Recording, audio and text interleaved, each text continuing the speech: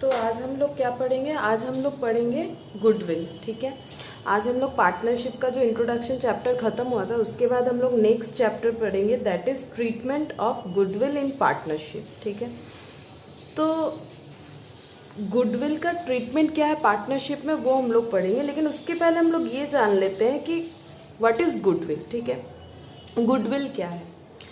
अब देखो गुडविल क्या है, नॉर्मल अगर बताए तो अगर तुम लोग बुक में पढ़ोगे तो हर जगह लिखा हुआ रहेगा गुडविल इज़ अ रेपुटेशन। ठीक है, ये वाला लैंग्वेज बहुत यूज़ किया जाता है।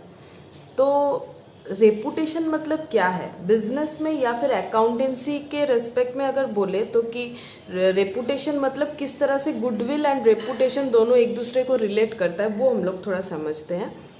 रेपुटेशन मतलब क्या है? देखो यहाँ पर रेपुटेशन मतलब यही है कि तुम्हारा कस्टमर तुम्हारा रहे। तुम्हारे बिजनेस का गुडविल का मतलब यही है कि तुम्हारा तो ओल्ड कस्टमर जो है वो बार बार तुम्हारे पास आएगा और तुम्हारे साथ न्यू कस्टमर ज्वाइन होते जाएगा, दैट इज योर गुडविल।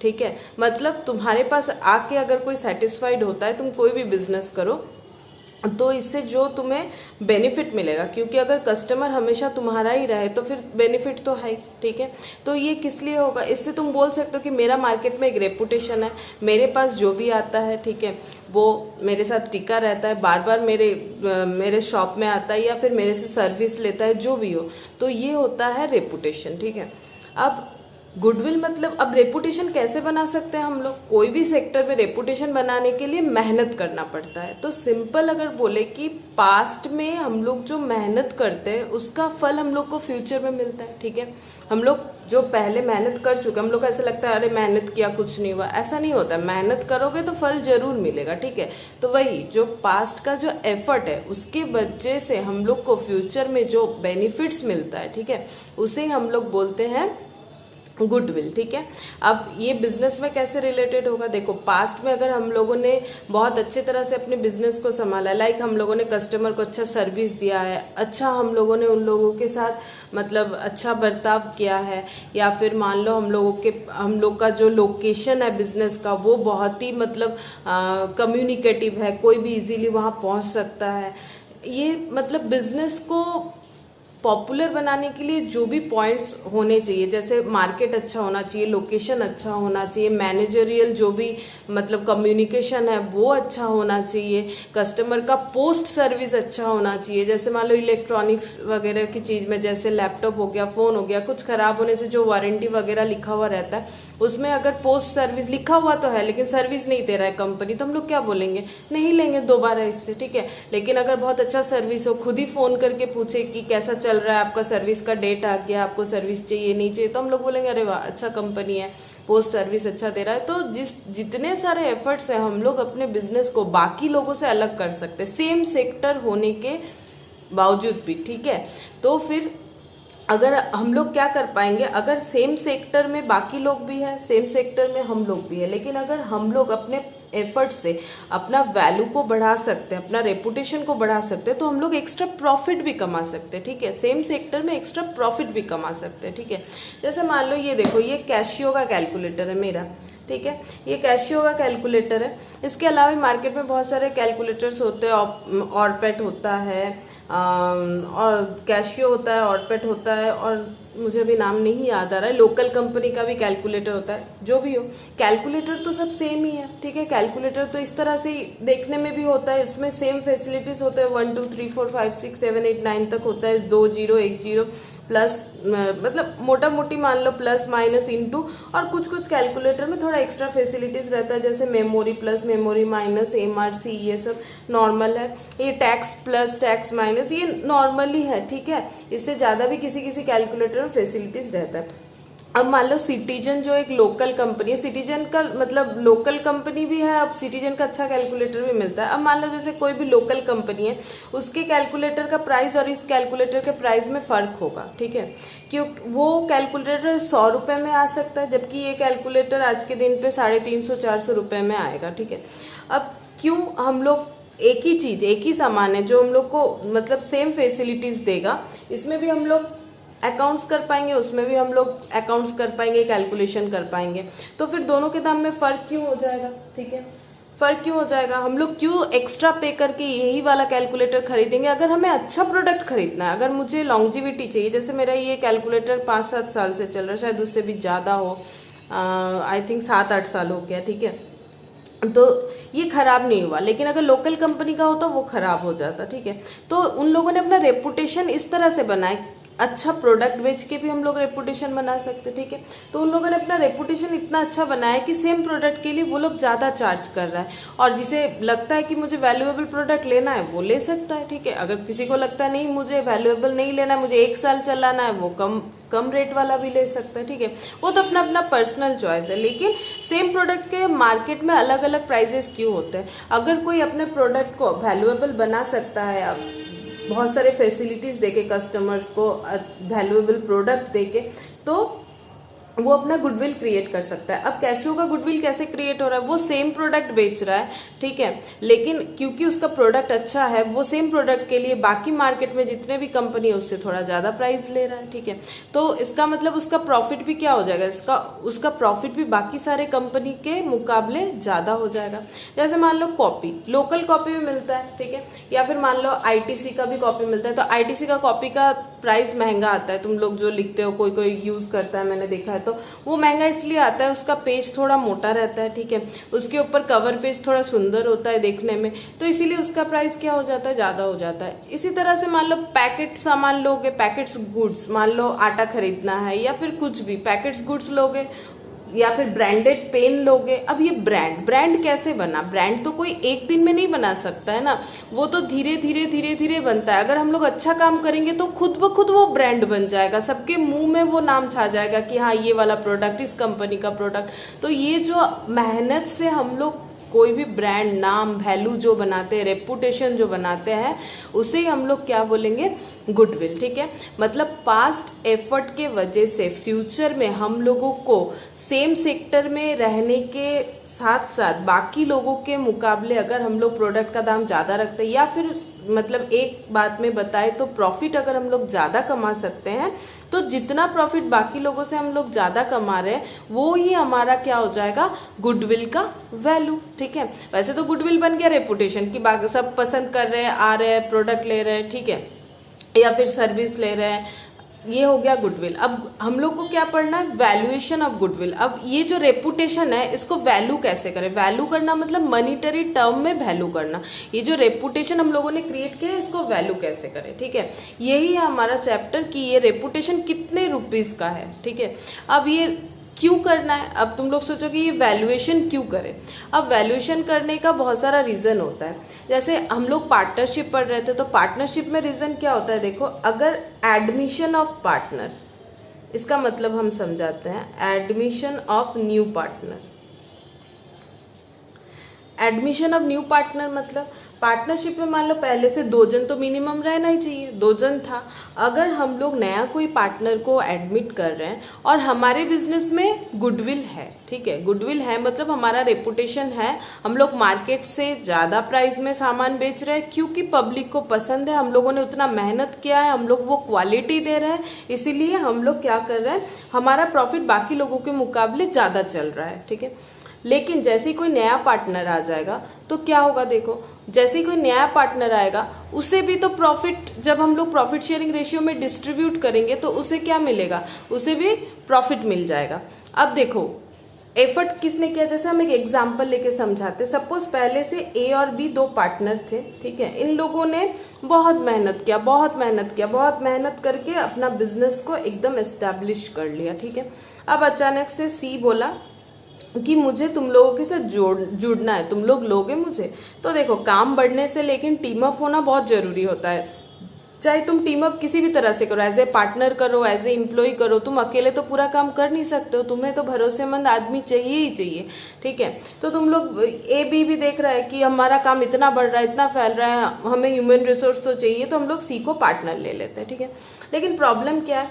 ये जो पार्टनरशिप फर्म है, ये बाकी मान लो ये कैलकुलेटर बेचती है, ठीक है, क्योंकि ये अच्छा कैलकुलेटर बेचती है, बाकी लोगों के मुकाबले महंगा बेचती है, और फिर भी इन लोगों का कैलकुलेटर ज़्यादा ही बिकता है, इन लोगों का प्रॉफिट भी ज़्यादा है। क्योंकि प्रॉफिट ज़्यादा है तो ये गुडविल बना के रखा है। इन लोग के पास क्या है? गुडविल, G/W, यानी मैंने लिखा है गुडविल।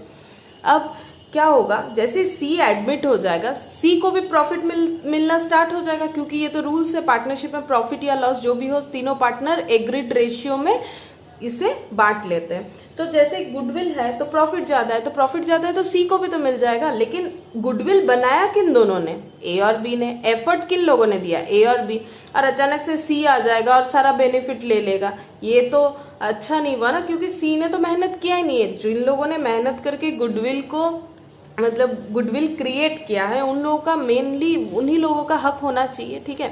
अब तुम लोग सोचोगे तो क्या सी का कभी भी गुडविल पे हक नहीं होना चाहिए, हाँ होगा, लेकिन एक सर्टेन टाइम के बाद। मान लो इन लोगों ने 2 साल किया है ये मेहनत, तो फिर कम से कम सी को पहले साल से तो नहीं मिलना चाहिए। एक टाइम बेसिस पे क्या होना चाहिए कि हाँ अब तुम्हें गुडविल का ये हिस्सा मिलना चाहिए एक टाइम के साथ, ठीक है।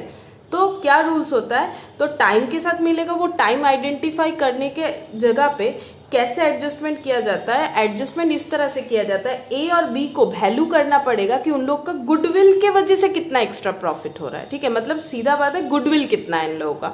अगर ये लोग अपना गुडविल को वैल्यू कर ले, ठीक है, अगर ये गुडविल को वैल्यू कर ले कितना है, तो सी से उस गुडविल का पोर्शन मांग सकता है। कैसे, जैसे मान लो इन लोगों ने वैल्यू किया कि इन लोग का जो गुडविल बना है वो 10,000 का है अब तक, तो ये 10,000 पे इन दोनों का सपोज आधा आधा हक है, और ये सी आने के वजह से ये तीनों, अच्छा इसे 9,000 कर देते थोड़ा सुविधा के लिए। तो मान लो ये सी आने के लिए क्या हो जाएगा, ये सी आने के लिए इसे भी क्या करना, इसे भी प्रॉफिट मिलेगा एक्स्ट्रा, जो 9,000 हो जाएगा इसे भी वो प्रॉफिट मिलेगा। तो ये 9,000 इन लोगों के वजह से एक्स्ट्रा हो रहा है गुडविल के वजह से। तो ये जो 9,000 है ये दोनों क्या करेगा, सी अगर ए और बी का रेशियो हम मान लेते 1:1 है और सी आ रहा है न्यू पार्टनर A:B:C हो जाएगा। अगर इसको भी हम लोग 1:1 मान लेते हैं तो ए भी बोलेगा ठीक है तुम एक काम करो, तुम जितना प्रॉफिट शेयर करोगे, कितना 1/3, सी कितना प्रॉफिट शेयर करेगा 1/3, तुम उतना गुडविल का उतना पोर्शन तुम लेके आओ। तो 1/3 9,000 का 1/3 यानी कितना 3,000, मतलब जैसे ही सी एडमिट होगा उसे कितना एक्स्ट्रा प्रॉफिट मिलेगा 3,000। तो सी को क्या करना पड़ेगा, उस गुडविल का हिस्सा जो ₹3,000 में वैल्यू हो रहा है उसे पे करना पड़ेगा, ठीक है, कैपिटल के अलावा, क्योंकि सी जब बिजनेस में आएगा उसे तो कैपिटल देना ही पड़ेगा। लेकिन अगर बिजनेस में गुडविल है तो उसे गुडविल के लिए भी कुछ ना कुछ पे करना पड़ेगा। अब वो पे करने का बहुत सारा मोड है, ठीक है, लेकिन ये जस्ट हम समझाने के लिए बोल रहे हैं स्टार्टिंग में कि अगर कोई भी नया पार्टनर एडमिट होता है तो गुडविल का वैल्यू होना तो बहुत जरूरी है, नहीं तो रॉन्ग हो जाएगा। A, B, C तीनों को अगर मतलब सेम हिस्से में मिलना स्टार्ट हो जाए तो प्रॉब्लम ये हो जाएगा, मेहनत ये दोनों किया और बेनिफिट ये इसको तुरंत मिल जाएगा, बेनिफिट इसे मिलेगा जब ये भी मेहनत में जुड़ जाएगा। तो फिर रूल्स क्या होता है कि ए और बी ये पहले वैल्यू कर लेगा कि भाई गुडविल कितना है, मतलब एक्स्ट्रा प्रॉफिट कितना है, और अगर तुम्हें वो एक्स्ट्रा प्रॉफिट लेना है तो तुम पहले उस एक्स्ट्रा प्रॉफिट के लिए पे कर दो, ठीक है, जो एक्स्ट्रा प्रॉफिट हो रहा है इतने दिन तक का तुम पे कर दो। पे करने के बाद क्या हो जाएगा, तो इसका मतलब ये हो गया कि उन लोगों ने वो प्रॉफिट क्या कर लिया, सी ने उतना प्रॉफिट खरीद लिया, ठीक है, यानी सी ने अपना 3,000 प्रॉफिट को क्या किया, पे करके उस बिजनेस का हिस्सा होने के लिए वो खरीद लिया, 3,000 पे कर दिया गुडविल के लिए। तो गुडविल के लिए उसे पे करना पड़ेगा, ठीक है। अब पे करने का बहुत सारा अलग अलग मोड होता है, वो हम बाद में बताएंगे। तो एडमिशन के टाइम क्यों गुडविल वैल्यू करना पड़ेगा, ताकि जो नया पार्टनर है उसे गुडविल का जो बेनिफिट है वो एज पर टाइम मिले, ठीक है, मतलब इस तरह से मिले ताकि ए और बी के साथ कोई भी नाइंसाफी ना हो, ठीक है। अब सेकेंड देखो, अगर पीएसआर, इफ पीएसआर चेंज मतलब अगर प्रॉफिट शेयरिंग रेशियो चेंज होता है, ठीक है, मान लो पहले था 1:1, फिर हो गया मान लो 1:3:1, तो ये चेंज हो गया। तो जैसे ही प्रॉफिट शेयरिंग रेशियो चेंज हो जाएगा तो गुडविल को क्या करना पड़ेगा, वैल्यू करना पड़ेगा, ठीक है, क्योंकि गुडविल पहले अगर सबको अगर प्रॉफिट इक्वल मिल रहा था तो फिर उसी तरह से बट रहा था, और अगर प्रॉफिट रेशियो चेंज हो जाएगा तो फिर उन लोग का गुडविल का वैल्यूएशन करना पड़ेगा ताकि गुडविल भी सब में सही तरह से बढ़ जाए, ठीक है। फिर हम लोग नेक्स्ट इसके साथ साथ सारा पॉइंट करेंगे। थर्ड पॉइंट होता है रिटायरमेंट, जैसे पार्टनर एडमिशन लेने के टाइम पे वैल्यू करना पड़ेगा, वैसे रिटायरमेंट के टाइम पे अगर कोई रिटायर होकर चला जा रहा है, सपोज ए बी सी तीनों एक साथ काम कर रहे थे, सी चला जाएगा, तो सी ने भी तो मेहनत करके गुडविल बनाया होगा, तो सी बोलेगा मैंने जितना मेहनत किया है मेरे हिस्से का गुडविल तुम मुझे दे दो, ठीक है। तो फिर जब अगर गुडविल देने का बात आएगा तो पता तो होना चाहिए कितने रुपए का गुडविल क्रिएट हुआ है, तभी ना हम लोग उसे गुडविल को पे कर पाएंगे, ठीक है। तो एडमिशन के टाइम पे पार्टनर पे करेगा और रिटायरमेंट के टाइम पे एग्जिस्टिंग पार्टनर लोग जो आउटगोइंग पार्टनर है उसे पे करेगा। रिटायरमेंट एंड डेथ भी बोल सकते हैं, ठीक है। रिटायरमेंट भी एक होता है और डेथ भी होता है, दोनों में सेम कंसेप्ट है। और बिजनेस अगर डिसॉल्व हो रहा है, डिसॉल्व और सेल, डिसॉल्व मतलब बंद हो जाना, ठीक है। सेल हो जाना मतलब अगर हम लोग किसी को अपना बिजनेस बेच दे रहे हैं, अगर मान लो हमारे बिजनेस में गुडविल है और अगर हम लोग किसी को अपना बिजनेस बेच रहे हैं तो हमें गुडविल का वैल्यू करना चाहिए। सपोज बाहर ऐसे ही देख के लगेगा कि अच्छा इतना सारा प्रोडक्ट है, इतने सारे एसेट है, इतने सारे लाइबिलिटी है, मिला के बिजनेस का वैल्यूएशन होना चाहिए सपोज 10 करोड़, ठीक है। लेकिन गुडविल के उन लोग का क्योंकि गुडविल है वो लोग बोल रहे हैं 12 करोड़। अब जो परचेजर कंपनी है वो क्यों 2 करोड़ एक्स्ट्रा देगा, क्योंकि उसमें बेनिफिट है, ठीक है। उसमें क्या है, बेनिफिट है। तो गुडविल का मतलब यही होता है कि अगर फ्यूचर में वो प्रोजेक्ट लेके तुम्हें प्रॉफिट ज्यादा मिलेगा, ठीक है, क्योंकि बिजनेस का रेपुटेशन अच्छा है, बिजनेस का पोजीशन अच्छा है, कस्टमर केयर्स अच्छा है, पहले से इन लोगों का अच्छा प्रोडक्ट बिक रहा है, तो इसका मतलब ये जो कंपनी है बहुत अच्छा है जो हम लोग खरीद रहे हैं, या फिर पार्टनरशिप है, कोई भी बिजनेस हो, अगर बिजनेस में गुडविल है तो बिजनेस का जो वैल्यू है वो तो पे होगा ही, उसके साथ साथ गुडविल का भी वैल्यू पे करना पड़ेगा, ठीक है। तो वैल्यू करना पड़ेगा। तो वैल्यू करेंगे कब कब, जब हम लोग किसी पार्टनर को एडमिट करेंगे, किसी पार्टनर का रिटायरमेंट होगा या फिर डेथ होगा, या फिर प्रॉफिट शेयरिंग रेशियो जो एग्जिस्टिंग है वो चेंज हो रहा है, या फिर बिजनेस डिसॉल्व और सेल हो रहा है, तो फिर हम लोग गुडविल को वैल्यू करेंगे। अब जो गुडविल का वैल्यूएशन है उसका बहुत सारा मेथड होता है, ठीक है। तो हम लोग एक एक करके गुडविल का मेथड देखते हैं। तो देखो क्या क्या मेथड होता है। पहला मेथड होता है एवरेज प्रॉफिट मेथड, उसका 2 पार्ट होता है, ठीक है। एक होगा सिंपल और एक होगा वेटेड, ठीक है। एवरेज प्रॉफिट जो है मेथड उसका 2 पार्ट है, एक सिंपल और एक वेटेड, ठीक है। अब देखो गुडविल कैसे इसमें हम लोग कैलकुलेट करेंगे। गुडविल इक्वल टू हो जाएगा एवरेज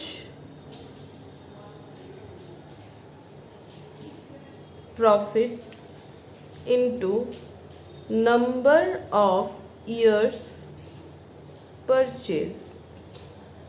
इसका मतलब हम बताएंगे क्या होता है नंबर ऑफ ईयर परचेज। अब average profit simple average profit भी हो सकता है, वेटेड एवरेज प्रॉफिट भी हो सकता है। अब नंबर ऑफ ईयर परचेज का मतलब क्या होता है, देखो नंबर ऑफ ईयर परचेज का मतलब होता है, सपोज मान लो कि एक बिजनेस सेल हो रहा है, ठीक है। ए अपना बिजनेस जो है वो बी को सेल कर रहा है, ठीक है। ए अपना बिजनेस जो है वो सेल कर रहा है बी को, ठीक है। अब सेल करेगा तो बिजनेस का एक वैल्यू होना चाहिए, ठीक है। अगर ए के बिजनेस में गुडविल है तो गुडविल का भी वैल्यू होगा, तो बी को परचेजिंग प्राइस तो पे करना ही पड़ेगा, साथ साथ गुडविल का प्राइस भी पे करना पड़ेगा, ठीक है। यानी परचेजिंग प्राइस इंक्लूडिंग गुडविल होगा अगर बिजनेस में गुडविल है तो, ठीक है। अब ए तो अपना दाम बोलेगा कि मुझे इतना चाहिए, ठीक है। अब बी को ये तो पता है कि बिजनेस का वैल्यू कितना होना चाहिए, क्योंकि जो खरीदेगा उसे तो ये पता होना चाहिए। जैसे तुम लोग अगर मार्केट में जाके एक पेन खरीदोगे तो कोई बोलेगा ये 10,000 रुपए का पेन है, तो तुम लोग क्या खरीद लोगे? पहले उसे चेक करोगे कि ये पेन 10,000 का कैसे हो सकता है, इसमें क्या स्पेशलिटी है क्या नहीं है, वही, ठीक है। तो उसी तरह से देखो ए जब अपना बिजनेस सेल करेगा बी को, तो बी को पता होगा कि इस तरह के बिजनेस का मार्केट में वैल्यू क्या चल रहा है और ए जो प्राइस बोल रहा है वो सही बोल रहा है कि गलत बोल रहा है। लेकिन अगर ए के बिजनेस में गुडविल है तो ए थोड़ा बहुत ज्यादा बोलेगा, ठीक है। अगर ए के बिजनेस में गुडविल है तो ए ज्यादा तो बोलेगा, ठीक है। लेकिन जो ज्यादा बोलेगा वो कितना ज्यादा बोलेगा वो देखो। ए कितना ज्यादा बोलेगा, ए अपना बिजनेस बेच रहा है तो ए के बिजनेस में अगर गुडविल है तो तो ए सोच रहा होगा ये जो गुडविल मैंने क्रिएट किया अपने पास्ट एफर्ट से, ये पास्ट एफर्ट का जो इफेक्ट है जिसके वजह से बी खरीद रहा है, बी देख रहा है अच्छा खासा बिजनेस है, ऊपर से गुडविल है, ठीक है, तो इसीलिए बी को पसंद है, ए का जो ऑफर है बी खरीद रहा है। तो ए क्या करेगा, ए चेक करेगा कि उसका गुडविल कितना होना चाहिए। ए सोचेगा अगर ये बिजनेस मैंने जिस तरह से बनाया है इस तरह से अगर अभी 10 साल और चले, ठीक है, अगर अभी 10 साल और चले तो इसमें हम लोग 10 साल तक और भी इसी तरह से एक्स्ट्रा प्राइस से कमा सकते हैं। मतलब क्या, कैसे बोले, जैसे मान लो अगर कैलकुलेटर ही ले लेते हैं एग्जाम्पल, कैलकुलेटर का ही बिजनेस है, कैलकुलेटर ये लोग 300 रुपए में बेचता है ए, ठीक है, जबकि मार्केट जो रेट है, ठीक है, मार्केट रेट नॉर्मल कैलकुलेटर का सपोज हम लोग मान लेते हैं 100 रुपीज, यानी ये लोग पर कैलकुलेटर में कितना एक्स्ट्रा कमाता है 200, ठीक है, तो ये एक्स्ट्रा प्रॉफिट कमाता है कितना 200। ये एक्स्ट्रा प्रॉफिट जो है ये गुडविल है।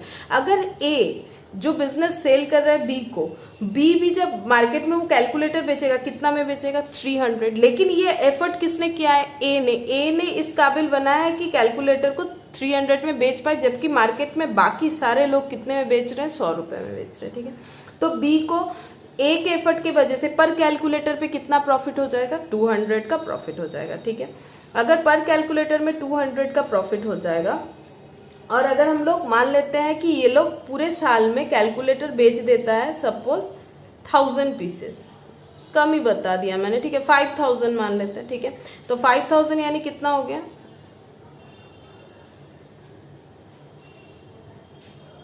1 करोड़, ठीक है। तो 1 करोड़ रुपए का इन लोगों का क्या हो गया, पूरे साल भर का हो गया एक्स्ट्रा प्रॉफिट, क्योंकि ये गुडविल के वजह से है, ठीक है। अब बी जब खरीदेगा तो ए सोच रहा है अगर ये बिजनेस हम नहीं बेच के अगर खुद चलाते तो ये एक्स्ट्रा प्रॉफिट हम लोग और कितना कमा सकते हैं, ए का एक अंदाजा होना चाहिए। अगर ए बोलेगा हम ये 100 साल कमाएंगे तो ये तो नहीं हो सकता, क्योंकि 100 साल तो वो जिंदा नहीं रह सकता है, ठीक है। तो ए को एक हिसाब लगाना पड़ेगा, अगर ये एग्जिस्टिंग बिजनेस जैसे चल रहा है आगे जाके कितना चल सकता है, सपोज मान लो और 20 साल चलेगा, ठीक है, तो कितना हो गया 20 करोड़, कितना हो गया 20 करोड़ हो गया, ठीक है। तो 20 करोड़ हो गया गुडविल का वैल्यू। तो ये जो 1 करोड़ है ये हो गया हम लोगों का प्रॉफिट, और ये जो 20 है ये हो गया नंबर ऑफ ईयर परचेज। अब नंबर ऑफ ईयर परचेज का मतलब यही होता है कि एक को अंदाजा लगाना है कि ये वाला बिजनेस वो अगर फ्यूचर में भी करते जाए तो वो कितने दिन तक कर पाएगा, उसी बेसिस पे वो गुडविल का वैल्यू कर सकता है। तो उसे अगर लगता है वो 20 साल और भी ये बिजनेस चला सकता था, लेकिन किसी भी कारण से वो बेच रहा है, तो 20 साल तक अगर ये बिजनेस चला सकता है तो फिर इसे बी को एक्स्ट्रा कितना कमाई हो जाएगा 20 करोड़ का, तो वो अपना गुडविल का वैल्यू क्या लगा लेगा 20 करोड़। अब बी को सोचना पड़ेगा कि मुझे 20 करोड़ देना है कि नहीं है, तभी डील होगा। अब ये 20 साल ये ए का मर्जी है, ए अपने हिसाब से कुछ भी लगा सकता है, लेकिन जो खरीदने वाला है उसे सोचना पड़ेगा कि मुझे 20 करोड़ इस बिजनेस में पे करना चाहिए या नहीं चाहिए, मतलब फ्यूचर 20 साल का है इस बिजनेस का, ए को लगता है हाँ है, लेकिन जो खरीदेगा उसको भी देखना पड़ेगा कि इस बिजनेस का फ्यूचर 20 साल तक और है कि नहीं है, ठीक है। तो यही होता है नंबर ऑफ ईयर परचेज, ठीक है, ये क्या होता है नंबर ऑफ ईयर परचेज, इसे हम लोग बोलते हैं नंबर ऑफ ईयर परचेज। जो प्रॉफिट है गुडविल के वजह से जो हो रहा है वो 20 साल तक अगर लग रहा है एक को, तो जो जितना साल वो मतलब प्रोबेबल सोचेगा दैट इज हो जाता है नंबर ऑफ ईयर परचेज। अब हम लोग एक एग्जाम्पल लेते हैं, ठीक है, एक एग्जाम्पल लेते हैं और गुडविल का कैलकुलेशन करते हैं, ठीक है। प्रॉफिट देखो, किसी भी कंपनी का प्रॉफिट है फर्स्ट ईयर मान लेते हैं 30,000, उसके बाद 40,000, 50,000, 60,000 और 70,000, ठीक है। तो हम लोगों ने कितने साल का प्रॉफिट लगाया है ये देख लेते हैं। हम लोगों ने प्रॉफिट लगाया है 1 2 3 4 5, ठीक है। अब मैंने बताया था हम लोग दो तरह से कर सकते हैं, सिंपल एवरेज प्रॉफिट मेथड या फिर वेटेड एवरेज प्रॉफिट मेथड। अब देखो अगर प्रॉफिट में कुछ ट्रेंड दिख रहा है, ट्रेंड मतलब देखो 30 40 50 60 70, मतलब ये क्या है इंक्रीजिंग ट्रेंड, मतलब फर्स्ट ईयर में 30 फिर 40 50 60 70 मतलब बढ़ रहा था इन लोग का profit, that is increasing trend. अगर हम लोग प्रॉफिट में ट्रेंड को आइडेंटिफाई कर सकता है। अब ट्रेंड दो तरह का हो सकता है, या तो इंक्रीजिंग या तो डिक्रीजिंग। अगर ये प्रॉफिट हम उल्टा लिख देते जैसे 70 60 50 40 30 तो ये हो जाता डिक्रीजिंग ट्रेंड। तो प्रॉफिट दो तरह का हो सकता है, इंक्रीजिंग या डिक्रीजिंग। अगर हम लोग क्वेश्चन में आइडेंटिफाई कर सकते हैं कि प्रॉफिट कुछ ट्रेंड में चल रहा है तो हम लोग हमेशा कौन सा मेथड फॉलो करेंगे, वेटेड एवरेज प्रॉफिट मेथड। लेकिन अगर क्वेश्चन में बोल देता है कि नहीं सिंपल एवरेज प्रॉफिट मेथड ही करो, then we should follow the question, वो अलग बात है। लेकिन नॉर्मल जो कंसेप्ट है, कंसेप्ट वाइज अगर हम लोग जाए तो अगर हम लोग को प्रॉफिट में ट्रेंड दिखता है तो हम लोग को क्या फॉलो करना है, वेटेड एवरेज प्रॉफिट। तो हम लोग यहाँ वेट लिखेंगे, ठीक है। अब वेट देखो, वेट मतलब होता है प्रॉफिट इंटू ईयर, तो ये कितना हो जाएगा 30,000, ठीक है। 40 इंटू 2 तो कितना हो गया 80,000, ठीक है। और ये हो गया 1,50,000, ये हो गया 2,40,000 और ये हो गया 3,50,000। अब ऐसा कोने कितना लिखा है 80,000, तो ये हम लोग क्या कर रहे हैं, वेट, वेट मतलब इसमें हम लोग ये कैलकुलेट कर रहे हैं कि, तो देखो ये जो है वेटेड हम लोग जब टोटल करेंगे तो वेटेड प्रॉफिट कितना होता है, ये हो जाएगा वेटेड प्रॉफिट, ठीक है। तो वेटेड प्रॉफिट कितना होता है देखो 30,000, 80,000, 1,50,000 प्लस 2,40,000 प्लस 3,50,000, तो ये हो जाएगा 8,50,000, ठीक है। और यहाँ पर ईयर देखते हैं तो ईयर कितना हो गया 2 1 3 3 3 6 4 10 15, ठीक है। तो वेटेड एवरेज प्रॉफिट वो कितना हो जाएगा 8,50,000, ये तो टोटल है, डिवाइडेड बाई 15 करेंगे। इसका मतलब ये हो गया कि ये कितने 5 साल का तो है लेकिन ईयरली किया था हम लोगों ने, इसे वेटेड किया तो ये 15 से ही डिवाइड होगा, क्योंकि वही मैंने यहाँ पर हम बताने का कोशिश कर रहे थे कि देखो 30,000 एक साल का है, 40,000 तो नेक्स्ट ईयर का है, तो उसे हम लोग क्या करें 2 गुना कर दे रहे, यानी 40 प्लस 40 हो जा रहा है, ठीक है।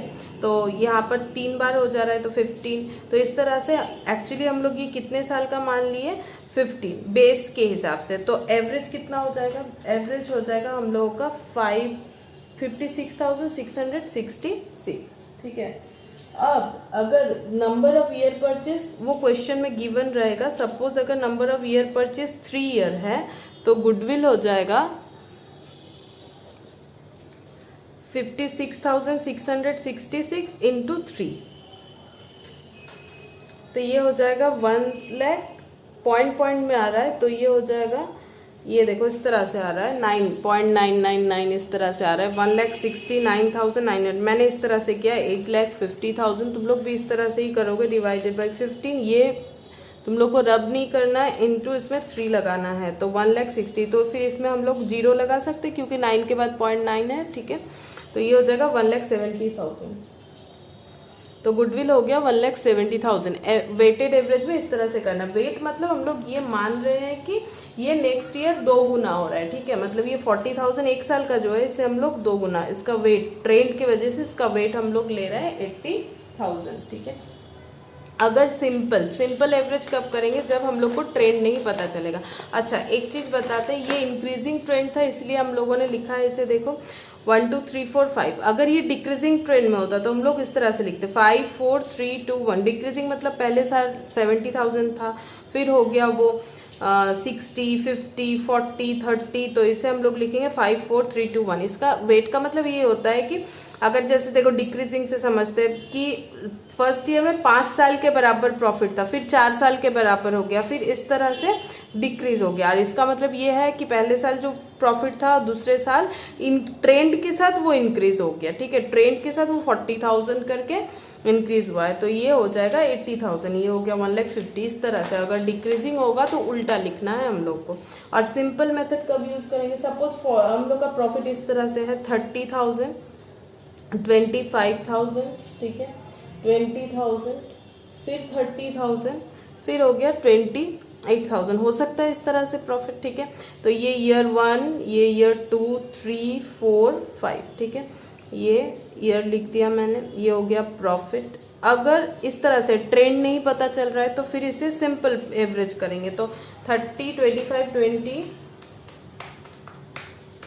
फिर 30 फिर 28, तो टोटल हो गया 1,33,000, ये हो गया प्रॉफिट। अब एवरेज प्रॉफिट निकालेंगे तो एवरेज प्रॉफिट कितना हो जाएगा 1,33,000 और कितना साल का है 5 साल का डिवाइडेड बाई 5, तो ये हो जाएगा 26,600 ये हो गया एवरेज प्रॉफिट। अब इससे कैसे गुडविल निकालेंगे, एवरेज प्रॉफिट हो गया 26,600 into number of year purchase, अगर 3 है 4 है वो क्वेश्चन में गिवन रहेगा, क्योंकि वो तो जो बेचता है वही वैल्यू करके बोलेगा कि 3 साल है कि 4 साल 5 साल 10 साल, ठीक है। तो 79,800 ये हो गया गुडविल। ये हो गया हमारा पहला method, that is average profit method, ठीक है। इसके बाद देखो क्या होता है,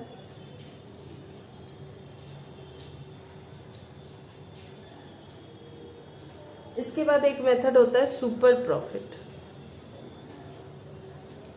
super profit method, super profit method, super का मतलब यहाँ पर होता है एक्स्ट्रा, एक्स्ट्रा मतलब नॉर्मल से जो ज्यादा है, दैट इज हो जाता है सुपर प्रॉफिट मेथड।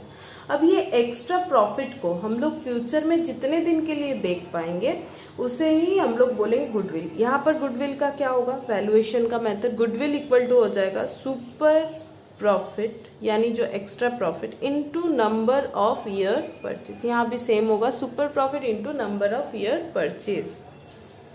तो इसका मतलब देखो सुपर प्रॉफिट का मतलब क्या होगा, सुपर प्रॉफिट मतलब हो जाएगा average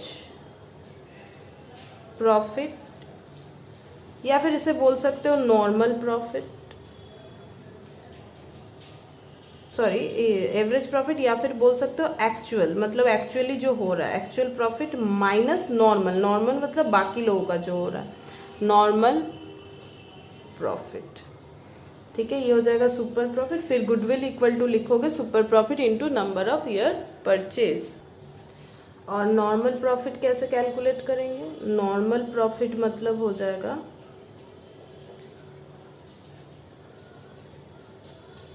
capital employed into normal rate of return.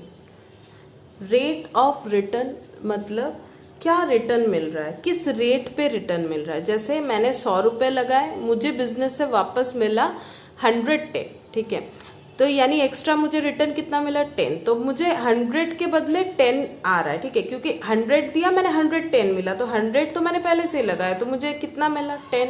अब 10 यानी रेट ऑफ रिटर्न क्या है, 10/100 इंटू 100, 10%, यानी 100 रुपये में मैंने 10% कमाया, तो दैट इज 100 हो गया कैपिटल एम्प्लॉयड और रिटर्न हो गया 10%। अब 100 पे 10% लगाएंगे तो हमें प्रॉफिट पता चल जाएगा, वही तो प्रॉफिट होता है, 100 रुपया लगाया 110 मिला तो 10 प्रॉफिट है। तो इसी तरह से हम लोग को नॉर्मल प्रॉफिट कैलकुलेट करना है। अब हम यहाँ पर कुछ एग्जाम्पल्स दे रहे हैं, ठीक है, ताकि तुम लोग सुपर प्रॉफिट मेथड कैलकुलेट कर सको। तो एक एग्जाम्पल ले लेते हैं। तो देखो क्या है, एक फर्म है जिसमें 3 पार्टनर है ABC, ठीक है। इन लोगों ने कैपिटल कितना लगाया बिजनेस में, इन लोगों ने कैपिटल लगाया है सपोज 4,50,000, ठीक है, कैपिटल लगाया है 4,50,000 और इन लोगों ने लास्ट 4 ईयर्स से कितना प्रॉफिट कमाया उसका हम एक डेटा देते हैं। देखो कैपिटल है 4,50,000 और लास्ट 4 ईयर से प्रॉफिट जो कमाया है उसका हिसाब लगाते हैं। सपोज फर्स्ट ईयर कमाया है 70,000, नेक्स्ट ईयर कमाया है 80,000, उसके बाद 1,20,000 और 1,00,000, ठीक है। तो ये दिया मैंने 2 डेटा, पहला है कि कैपिटल इन लोगों ने 4.5 लाख लगाया, लास्ट 4 ईयर से इन लोगों का ये प्रॉफिट है, ठीक है। और return, reasonable return, reasonable return मतलब हम बता रहे हैं रीजनेबल रिटर्न सपोज है 15%, ठीक है। रीजनेबल मतलब जैसे देखो तुम लोग एग्जाम देते हो तो नॉर्मली क्या होता है 100 के एग्जाम में 30 तो लाना ही पड़ेगा अगर तुम्हें पास करना है। तो वही मार्केट में क्या होता है, एक रीजनेबल रिटर्न होता है कि तुम ये बिजनेस खोल के बैठोगे तो तुम्हें इतना तो इनकम होगा ही। अगर तुम्हारे अंदर इनोवेटिव आइडियाज है, तुम्हारे अंदर अच्छा कुछ प्लानिंग है, तुम्हारा पोजीशन अच्छा है बिजनेस का, तुम्हारा फेवरेबल सिचुएशन चल रहा है, तुम्हारा कैपिटल अच्छा है, या फिर तुम लो कॉस्ट में अच्छे प्रोडक्ट दे रहे हो, ठीक है, या फिर थोड़ा महंगा बेच रहे हो लेकिन बहुत अच्छा प्रोडक्ट बेच रहे हो, तो ये सब अगर हम लोग कुछ कर सकते हैं एक्स्ट्रा ऑर्डिनरी चीज तो गुडविल क्रिएट होता है, ठीक है। तो रिजनेबल रिटर्न मतलब बिना गुडविल के, मतलब जो नॉर्मल तो होगा ही होगा, ठीक है, इतना सा करेंगे, मतलब दुकान खोल के बैठेंगे तो इतना तो बिक ही जाएगा, तो ये होता है रिजनेबल रिटर्न। लेकिन अगर हम लोग रिजनेबल से ज्यादा कर सकते हैं तो ही गुडविल होता है, यानी रिजनेबल रिटर्न मतलब ही हो जाएगा normal return, normal rate of return, ठीक है। अब हम लोग को क्या करना है, इन लोग को गुडविल कैलकुलेट करेंगे, गुडविल कैलकुलेट करना है, और ये हम लोग किसके ऊपर कैलकुलेट करेंगे, 3 years purchase of average super profit of the past 4 years। हम लोग को गुडविल कैलकुलेट करना है, गुडविल हम लोग 3 years परचेज, यानी नंबर ऑफ ईयर परचेज कितना है 3, किस चीज के साथ कैलकुलेट करना, ऑफ यानी इनटू हो गया average super profit of the last 4 years। तो पहले एवरेज निकाल लेते लास्ट 4 years का प्रॉफिट का, तो total average profit, total average profit कितना है 70, 80, 120, 1 लाख, 70,000, 80,000, 1,20,000 और 1 लाख। और ये टोटल प्रॉफिट लिखते हैं, एवरेज बाद में करेंगे, तो 70, 1 लाख और 1 लाख, 2 लाख, 2 लाख प्लस ये हो गया 1 लाख, 3 लाख, 3,70,000, इसका टोटल हो जाएगा 3,70,000। अब एवरेज निकाल लेते हैं, डिवाइडेड बाई 4, तो हो गया 92,500। मतलब इन लोग का जो एवरेज प्रॉफिट है, क्योंकि यहाँ तो बहुत सारा अलग अलग दिया हुआ था, ठीक है, तो एवरेज प्रॉफिट कितना है, एवरेज इन लोग का प्रॉफिट है 92,500, ठीक है। अब हम लोग को क्या देखना है कि ABC का तो एवरेज प्रॉफिट ये लोग जो बिजनेस करते हैं उसमें 92,500 है, लेकिन नॉर्मल रिटर्न के हिसाब से क्या प्रॉफिट होना चाहिए, नॉर्मल रिटर्न जो है वो 15% है, ठीक है। तो नॉर्मल प्रॉफिट यानी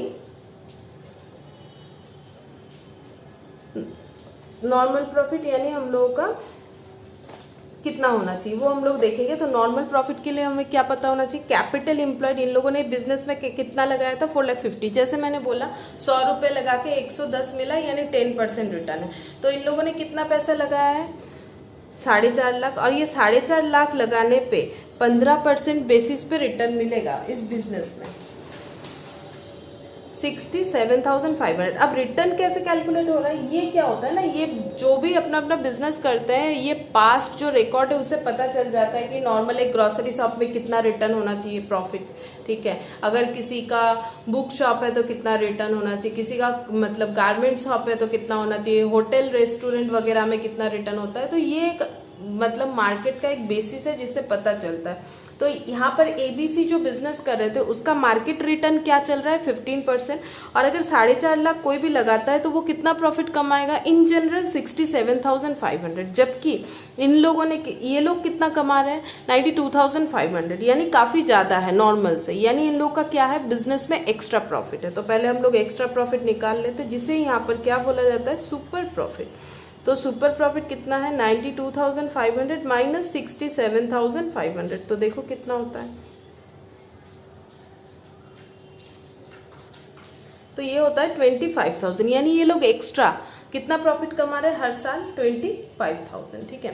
रिटर्न ईयरली होता है तो ये ईयरली मानेंगे, तो ये सुपर प्रॉफिट कितना हो गया 25,000, एक्स्ट्रा प्रॉफिट इन लोगों ने कमा लिया है 25,000। अब हम लोग को गुडविल निकालना है, तो गुडविल कितना हो जाएगा, ये जो एक्स्ट्रा प्रॉफिट इसे दिख रहा है क्योंकि इसने क्या किया मेहनत किया है इन लोगों ने ABC ने। अब हम लोग को क्वेश्चन में बोला है कि गुडविल को कैलकुलेट करो पास्ट 4 years के एवरेज प्रॉफिट के बेसिस पे, लेकिन 3 साल के लिए। तो नंबर ऑफ ईयर परचेज 3 है अकॉर्डिंग टू आवर क्वेश्चन, तो इंटू 3, तो ये हो गया 70 75,000, यानी गुडविल का वैल्यू कितना हो गया 75,000। तो सुपर प्रॉफिट मेथड में ये एवरेज प्रॉफिट के साथ गुडविल का वैल्यू हम लोग का हो गया 75,000। अब हम लोग करेंगे एन्युटी मेथड, ठीक है। एन्युटी मेथड क्या होता है, देखो पहले हम एक एग्जांपल देते तो तुम लोग समझो कि देखो अच्छे तरह से। ईयर हम लोग लिखते हैं, यहाँ लिखते हैं सुपर प्रॉफिट, ठीक है, सुपर प्रॉफिट। पहले हम एग्जांपल बताएंगे, उसके बाद ही हम बताएंगे क्या है इस मेथड में। सुपर प्रॉफिट मान लेते हैं 3000, हर साल हम लोग एक्स्ट्रा 3000 करके कमा रहे हैं, ऐसा मान सकते हैं हम लोग, ठीक है। अगर ऐसा मान लेते हैं कि अगर 5 साल तक हम लोग एक्स्ट्रा कितना कमाएंगे, हर साल अगर 3000 करके कमाएंगे, तो अगर कोई बोले कि सुपर प्रॉफिट मेथड से गुडविल निकालो, तो सुपर प्रॉफिट मेथड से अगर हम लोग को गुडविल निकालना है तो हम लोग क्या करेंगे, 3000 से कर सकते हैं, 3000 into number of year purchase, ठीक है। लेकिन प्रॉब्लम ये है कि सुपर प्रॉफिट हर साल 3000 तो हम लोग को दिख रहा है, लेकिन पहले साल जो 3000 का वैल्यू है, नेक्स्ट ईयर 3000 का वैल्यू उतना नहीं रहेगा। इसका मतलब ये है time value of money. Time value of money का मतलब ये होता है, आज जो चीज़ हम 3000 से खरीद रहे हैं, नेक्स्ट ईयर उसके लिए 3000 से ज़्यादा मुझे पे करना पड़ेगा, क्योंकि इन्फ्लेशन चलता है। फिर नेक्स्ट और ज़्यादा, फिर नेक्स्ट और ज़्यादा, फिर नेक्स्ट और ज़्यादा। मतलब आज मेरे पास 3000 का जो वैल्यू है, 5 साल बाद या फिर 1 साल बाद भी अगर मानो तो 3000 का वैल्यू उतना क्या हो जाएगा, कम हो जाएगा, उतना नहीं होगा। परचेजिंग वैल्यू हमेशा क्या हो जाएगा, कम हो जाएगा। जो कि बाकी ये जो पहला जो दो मेथड था उसमें वो हम लोग नहीं देख रहे थे, वो हम लोग इग्नोर कर रहे थे। जैसे मान लो लास्ट वाले एग्जांपल में हम लोगों ने बोला कि पहले साल 70,000 प्रॉफिट, फिर 80,000, फिर 1,20,000, फिर 1 लाख। तो इसमें हम लोगों ने 70,000 फिर 80,000, लेकिन 80,000 का तो परचेजिंग पावर कम होगा, 1,20,000 दिख तो रहा है, 1,20,000 ज़्यादा बाकी दोनों से, लेकिन इसका भी तो इन्फ्लेशन होगा।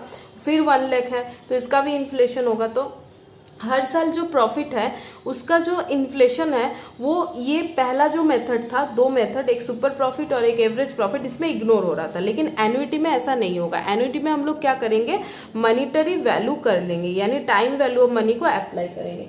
अगर हम लोग मान लेते हैं कि डिस्काउंटिंग फैक्टर, डिस्काउंटिंग फैक्टर मतलब कितने परसेंट रेट पे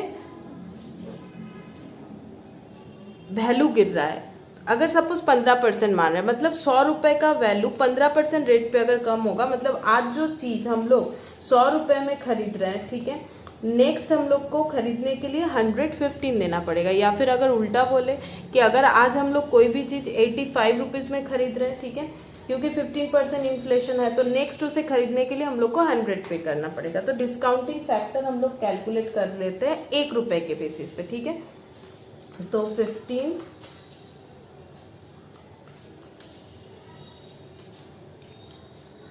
ये देखो किस तरह से हम लोग करेंगे।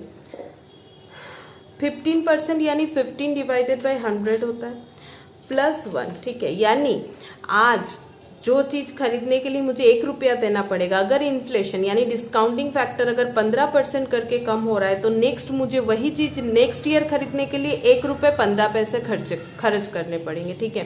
तो आज जो चीज़ 1 रुपये में मिलेगा, नेक्स्ट वो 1 रुपया 15 पैसा, यानी पैसे का वैल्यू कितना हो गया, 15 पैसा। परचेजिंग पावर देखें तो 15 पैसा कम हो गया, यानी मुझे 15 पैसा ज़्यादा पे करना पड़ेगा, ठीक है। तो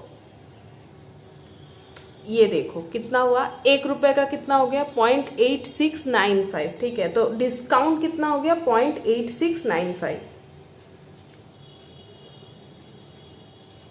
ये मैंने कैसे निकाला, ये मैंने सिंपल इस तरह से निकाला। ये देखो 1 डिवाइडेड बाई 1.15 करोगे तो ये आ जाएगा 8695। बाकी कैलकुलेटर में तुम लोग ऐसे कर सकते हो, 15 डिवाइडेड बाई 100, ठीक है, +1 डिवाइड इक्वल लगाओगे तो आ जाएगा 0.86956, ठीक है। 4 डेटा हम लोग लेते हैं। फिर नेक्स्ट वाले के लिए हमें फिर से नहीं करना पड़ेगा, अगर हम लोग एक इक्वल लगाएंगे तो कैलकुलेटर खुद ब खुद शो करेगा 0.7561। फिर एक दबाओ तो दिखेगा, देखो 0.6575।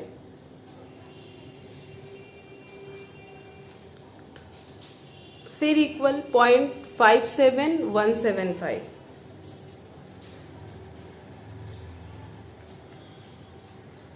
फिर इक्वल 0.4975। 1972, ठीक है। अब ये सारा अगर हम लोग टोटल करते हैं तो ये आ जाएगा हमारा 3.3522। अब इसका फंक्शन भी तुम लोग कैलकुलेटर में यूज कर सकते हो। ये देखो इस तरह से 1.15 डिवाइड 1, ठीक है। मतलब इसका मतलब ये होता है, ये देखो ये हम समझा देते हैं कि 1 रुपए का वैल्यू अगर हो जाता है, 1 रुपए का वैल्यू अगर हो गया 1 रुपया 15 पैसा, तो इसको अगर 1 रुपया 15 पैसा का पहले वैल्यू था 1 रुपया, ठीक है। तो फिर 1 रुपया का पहले वैल्यू कितना था, इस तरह से, ठीक है। ये हम लोग निकाल रहे हैं फ्यूचर, ठीक है, कि फ्यूचर में जो 1.15 होगा उसका आज का वैल्यू कितना है 1, तो जो फ्यूचर में 1 रुपीज है उसका आज वैल्यू कितना है 1.15, 1 डिवाइडेड बाई 1.15, वही करना है हम लोगों को। तो देखो 15 डिवाइडेड बाई ये देखो 100, ठीक है, डिवाइड +1, ठीक है, डिवाइड इक्वल। तो पहला 4 डेटा, फिर m प्लस करेंगे हम लोग। ये देखो यहाँ m प्लस रहता है, m प्लस कर दिया, फिर इक्वल लगाया, फिर दूसरा डेटा आ गया m प्लस कर दिया, फिर इक्वल लगाया, फिर m प्लस कर दिया, फिर इक्वल लगाया, फिर m प्लस कर दिया, फिर इक्वल लगाया, फिर m प्लस कर दिया, जितना बार करना था। फिर MRC टोटल मिल गया। देखो टोटल कितना आ गया, ओके यहाँ कुछ गड़बड़ हो गया लग रहा है मुझे। 1.15 डिवाइड m प्लस 1 बार, 2 बार, 3 बार, 4 बार, 5 बार, तो ये आ गया। ये देखो 3.3522 लिखा है मैंने, ठीक है, क्योंकि ये 0.1 के बाद ये 5 है, ठीक है। तो 3.3522, इसका मतलब ये है 5 साल बाद जो मुझे 5 रुपया दिख रहा है उसका आज का वैल्यू कितना है 3.3522, ठीक है। इस बेसिस पे हम लोग सुपर प्रॉफिट को भी डिस्काउंट करेंगे, डिस्काउंटिंग सुपर प्रॉफिट निकाल सकते हैं, discounted value of super profit, ठीक है, discounted value of super profit. तो discounted value of super profit इससे इंटू करेंगे तो हम लोग को पता चल जाएगा 3000 into this one, 3000 into this one, 3000 into this one, ठीक है। तो इस तरह से हम लोग करेंगे तो ये हो जाएगा 2608.80। नेक्स्ट हो जाएगा 2268.30, 1972.50, 1715.40, 1491.60। तो टोटल हो जाएगा 10056.60। एक्चुअली कितना होना चाहिए था 15,000।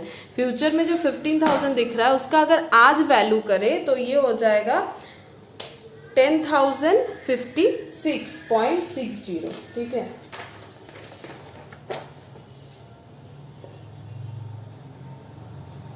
तो एन्युटी वैल्यू मेथड में अगर जाएंगे तो यही हो जाएगा हमारा गुडविल का वैल्यू, क्योंकि गुडविल तो सुपर प्रॉफिट बेसिस में निकालना है, बस सुपर प्रॉफिट को हमें चेंज करना है। तो सुपर प्रॉफिट के हिसाब से हमारा एन्युटी के बेसिस पे गुडविल का वैल्यू, सुपर प्रॉफिट का वैल्यू 15,000 की जगह 10,056.60 होगा। अब ये तो था लेंदी मेथड, ये मैंने समझाया। अब इजीली हम लोग कैसे कर सकते हैं, इजीली हम लोग इस तरह से कर सकते हैं, गुडविल इक्वल टू इस तरह से हो जाएगा 3000 हमारा सुपर प्रॉफिट था और 1 रुपीज का जो वैल्यू आया था 5 साल बाद जो 5 रुपीज होना चाहिए था उसका आज का वैल्यू आया था 3.3522। अब इंटू करोगे 3000 से तो इसका आंसर आ जाएगा 10,056.60, ठीक है। यही मुझे समझाना था। तो अगर तुम लोग को फैक्टर दिया हुआ रहता है तो तुम्हें अलग अलग सुपर प्रॉफिट को इंटू करने का कोई जरूरत नहीं है। 3000 इंटू तुम अगर इसे फैक्टर लगा दोगे, इसे हम लोग बोलते हैं एन्युटी फैक्टर, इसे हम लोग बोलेंगे एन्युटी फैक्टर, ये लगा दोगे तो हो जाएगा, ठीक है। क्योंकि ये 5 साल का ही है तो इसी बेसिस पे 5 साल बाद अगर 1 रुपए का वैल्यू इतना हो जाएगा तो 3000 का वैल्यू कितना होगा, इंटू करना चाहिए। तो इसीलिए गुडविल का वैल्यू हो गया एन्युटी मेथड में 10,056.60। अब हम लोग एक एग्जाम्पल लेते हैं, ठीक है, एन्युटी मेथड के ऊपर। Annual, suppose annual maintainable profit, किसी भी बिजनेस का एनुअल मेंटेनेबल प्रॉफिट जो है वो है 65,000। कैपिटल एम्प्लॉयड, इन लोगों ने कितना कैपिटल लगाया उस बिजनेस में, इन लोगों ने कैपिटल लगाया है 4 लाख।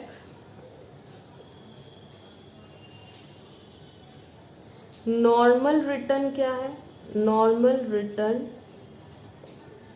12% पर एनम, ठीक है, और present value of annuity of ₹1 for 5 years is 3.604776, ठीक है। तो ये दिया हुआ है कि एन्युटी मेथड से ये हमें करना है। वो क्वेश्चन में बता देगा कि एन्युटी करना है, सुपर प्रॉफिट करना है, एवरेज प्रॉफिट करना है, एवरेज का वेटेड करना है या फिर सिंपल करना है। और अगर ट्रेंड में है तो हम लोग वेटेड यूज करेंगे, बाकी क्वेश्चन में स्पेसिफाई करेगा तो हम लोग को क्वेश्चन फॉलो करना है। तो मेंटेनेबल प्रॉफिट है 65,000, कैपिटल एम्प्लॉयड है 4 लाख। मतलब ये लोग अपना जो प्रॉफिट हर साल मेंटेन कर रहा है वो 65,000 है। अब हम लोग को क्या ढूंढना चाहिए, पहले हम लोग को देखना चाहिए नॉर्मल प्रॉफिट क्या होगा अगर कोई भी ये बिजनेस करेगा। तो 4 लाख लगाया है, जबकि मार्केट में रिटर्न चल रहा है 12%, तो नॉर्मल प्रॉफिट हो जाएगा 48,000। चेक कर लेते हैं, 48,000 हो गया हम लोगों का नॉर्मल प्रॉफिट। अब हम लोग निकालेंगे सुपर प्रॉफिट। सुपर प्रॉफिट मतलब एक्स्ट्रा। अब ये जो बिजनेस है इन लोग का प्रॉफिट है 65,000, जबकि कोई भी आम आदमी अगर ये बिजनेस करेगा तो उसका कितना हो जाएगा, 48,000 रिटर्न आ जाएगा। तो फिर कितना एक्स्ट्रा हो रहा है, सुपर प्रॉफिट कितना हो गया, 17,000, ठीक है। अब हम लोग को क्या करना है, अब हम लोग को इसको एन्युटी मेथड से सॉल्व करना है।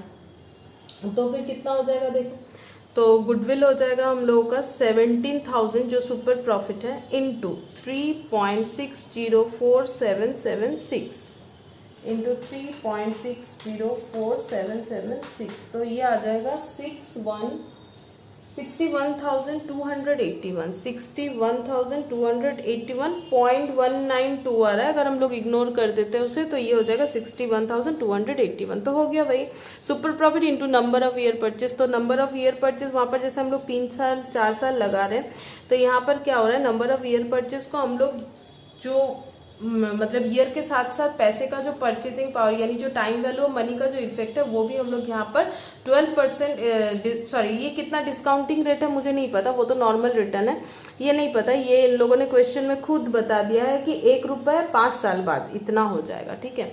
मतलब आज जो 3.60 रुपीज है वो 5 साल बाद कितना पे करना पड़ेगा, 5 रुपीज, यानी 5 साल का ₹1 का परचेसिंग वैल्यू दिखा दिया है यहाँ पर। तो ये हो जाएगा 3.60, तो उसके हिसाब से गुडविल हो गया 61,281।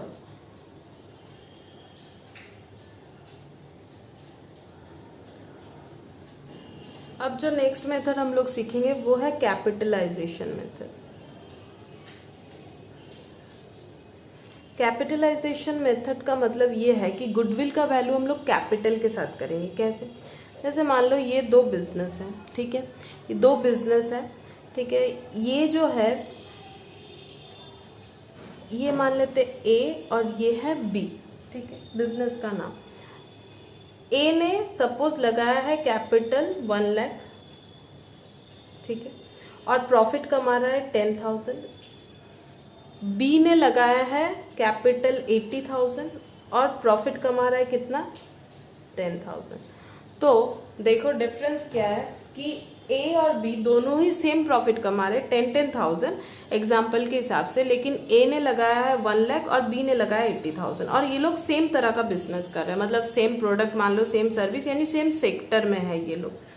तो बी का क्या हो रहा है, बी 20,000 ए से कम लगा रहा है लेकिन सेम प्रॉफिट कमा रहा है, यानी जो 20,000 जो एक्स्ट्रा ए ने एफर्ट डाला है, सॉरी 20,000 जो एक्स्ट्रा एफर्ट नहीं, 20,000 एक्स्ट्रा जो कैपिटल ए ने डाला है वही बी का गुडविल का वैल्यू है। मतलब अच्छी तरह से समझो, ये 80,000 लगा के 10,000 कमा रहा है, ये 1 लाख लगा के 10,000 कमा रहा है, ठीक है।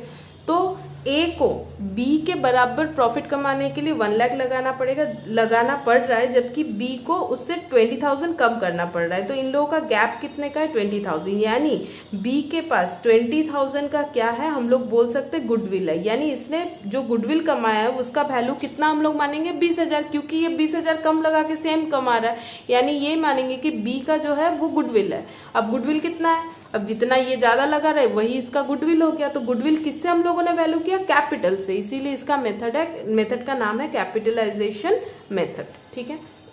अब इसके बेसिस पे हम लोग एग्जांपल लेते हैं।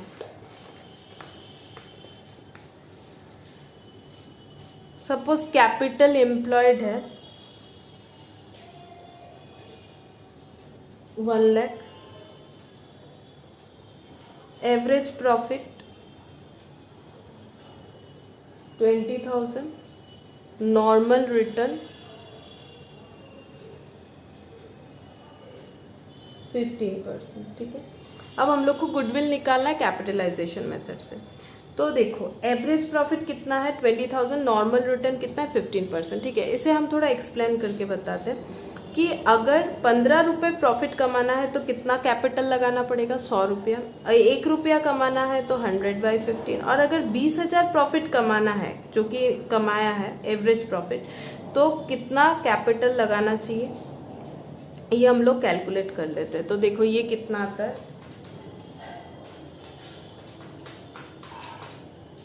तो ये आ जाएगा 1,33,333। ठीक है, अगर किसी को भी 20,000 प्रॉफिट कमाना है as per normal return, market में जो रिटर्न चल रहा है उसके बेसिस पे अगर प्रॉफिट 20,000 हम लोग को अर्न करना है तो हम लोग को 1,33,333 का कैपिटल लगाना चाहिए।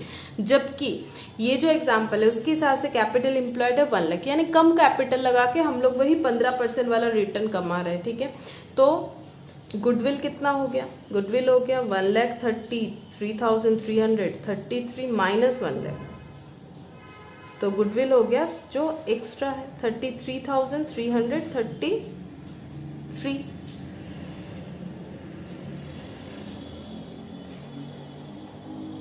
और एक एग्जाम्पल लेते हैं, देखो और एक एग्जाम्पल के हिसाब से देखते हैं क्या लिख सकते हैं। हम लोग लिखते हैं कि टेंजिबल एसेट जो है, टेंजिबल एसेट मतलब पता है जो हम लोग टच करके देख सकते हैं। ठीक है, टेंजिबल एसेट जो है वो है 4,10,000। ठीक है, टेंजिबल एसेट है हम लोगों का 4,10,000।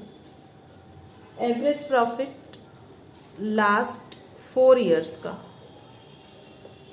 60,000। ठीक है, हम लोग को गुडविल कैलकुलेट करना है जब नॉर्मल रिटर्न या फिर रिजनेबल रिटर्न जो है वो मार्केट में चल रहा है 12%। ठीक है, तो हम लोग को गुडविल कैलकुलेट करना है। तो पहले हम लोग निकाल लेते हैं कि कैपिटल निकालना चाहिए हम लोगों को।